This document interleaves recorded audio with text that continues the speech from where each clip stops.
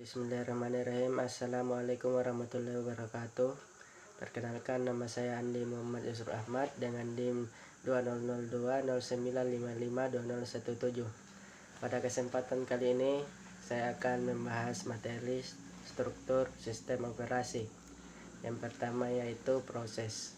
Proses pada sistem operasi berisikan instruksi, program counter, data, register, pemroses, alamat pengirim, stack, data, dan variabel pendukung lainnya. Berikut ini beberapa pengertian tentang proses. Di antaranya adalah, atau salah satunya, proses adalah sebuah konsep utama pada sistem operasi, sehingga masalah manajemen proses adalah masalah utama pada perancangan sistem operasi. Materi kedua yaitu manajemen memori. Manajemen memori atau memory manager adalah salah satu bagian sistem operasi yang mempengaruhi dalam menentukan proses mana yang diletakkan pada antrian. Ada beberapa macam jenis memori, diantaranya yang pertama memori kerja seperti ROM, PROM, EPROM, EEPROM. Selanjutnya RAM, cache memory. Dan yang kedua ada yang namanya memori pendukung seperti floppy, hard disk, CD, dan lain-lain. Terdapat dua manajemen memori, yaitu yang pertama manajemen memori statis dengan pemartisian statis, jumlah, lokasi, dan ukuran proses di memori tidak beragam sepanjang waktu secara tetap. Yang kedua, manajemen memori dinamis dengan pemartisian dinamis, jumlah, lokasi, dan ukuran proses di memori dapat beragam sepanjang waktu secara dinamis. Materi selanjutnya yaitu proteksi dan security. Keamanan komputer adalah suatu perlindungan yang diusahakan oleh suatu sistem informasi dalam rangka mencapai sasaran hasil yang bisa diterapkan atau cara untuk memelihara integritas, kerahasiaan, dan tersedianya informasi. Tetapi pada saat ini sistem komputer yang terpasang makin mudah diakses. Sistem time sharing dan akses jarak jauh menyebabkan kelemahan komunikasi data menjadi pokok masalah keamanan. Kelemahan ini menjadi amat serius dengan meningkatnya perkembangan jaringan komputer. Pengamanan sistem komputer bertujuan untuk menjamin sumber daya tidak digunakan atau dimodifikasi oleh orang tak berhak. Pengamanan termasuk masalah teknis, manajerial, legalitas, dan politis.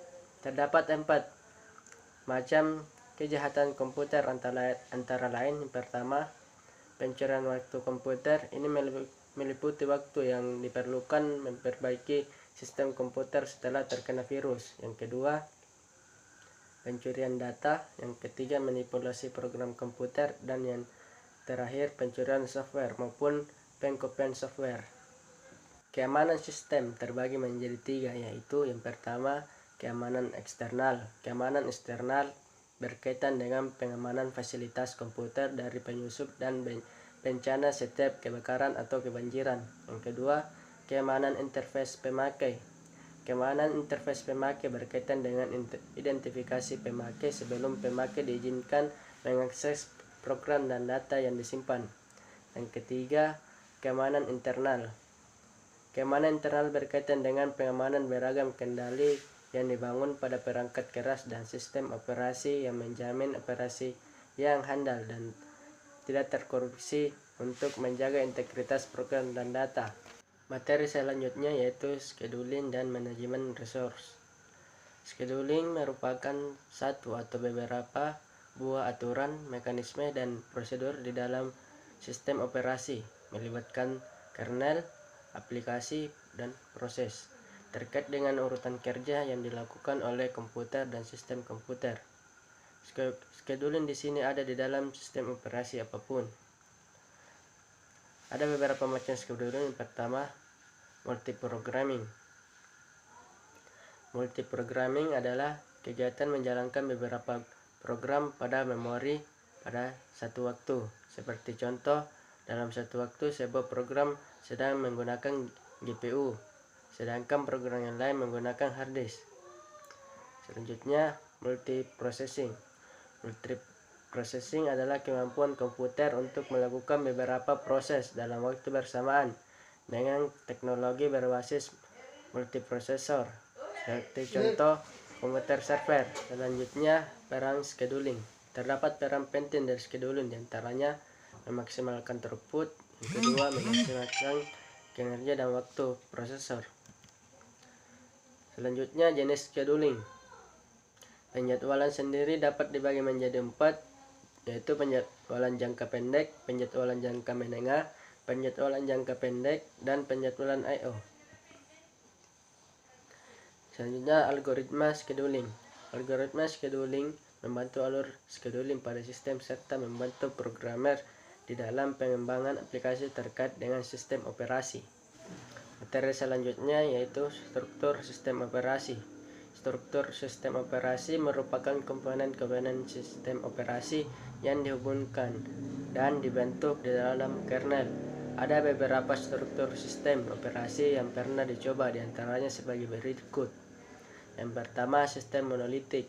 Sistem monolitik merupakan struktur sistem operasi sederhana yang dilengkapi dengan operasi dual pelayanan sistem call yang diberikan oleh sistem operasi. Yang kedua, sistem berlapis. Sistem operasi dibentuk secara hierarki berdasarkan lapisan-lapisan, di mana lapisan-lapisan bawah memberi layanan lapisan lebih atas. Yang ketiga, kernel mikro atau mikrokernel. Metode struktur ini adalah menghilangkan komponen-komponen yang tidak diperlukan dari kernel dan mengimplementasikannya sebagai sistem dan program-program level user. Yang keempat, sistem mesin virtual.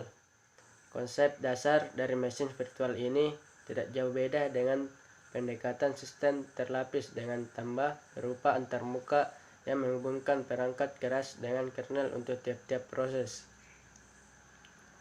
Sekian materi yang sempat saya bawakan, kurang dan lebihnya mohon dimaafkan. Assalamualaikum warahmatullahi wabarakatuh.